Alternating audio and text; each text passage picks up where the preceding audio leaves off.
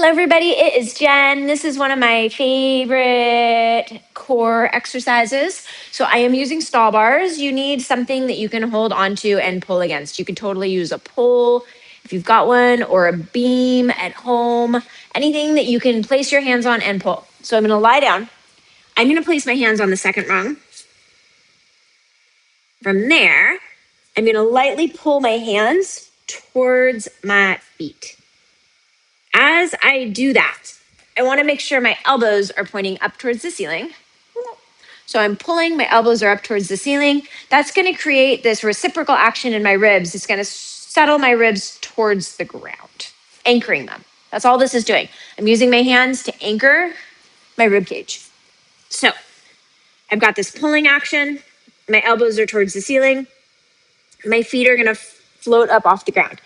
As I exhale, I'm going to keep pulling the stall bars towards my feet. I'm going to bring my knees in towards my chest.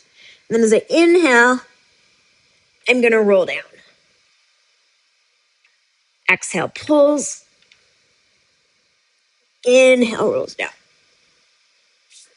So you can absolutely use that tuck position. It's pretty powerful. You can also play with extending your legs. As you do the extension of the legs, I find that it's a little more challenging to keep the coordination in the core the way I want it to, which simply means sometimes there is a tendency to brace when you extend the legs.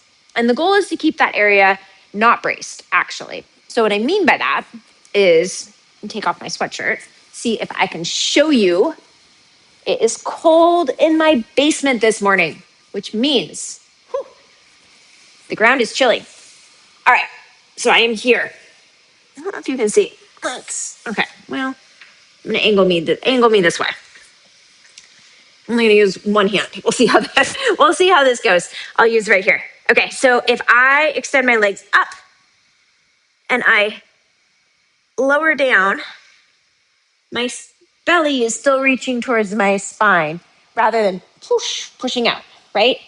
And I can lower my legs here. This is the particular area where people have a hard time. This tends to happen versus letting this be, it's taut, but it's not puffing forward, right? I can go here and down, here and down. All right, so both of those options are great. The tuck one is actually really nice to concentrate the work through the center and give you a sense of what it's like to really round down through the spine. But play with them both. As always, if you have any questions, don't hesitate to comment. And please, if you thought this was useful, like, share, and subscribe. Thank you.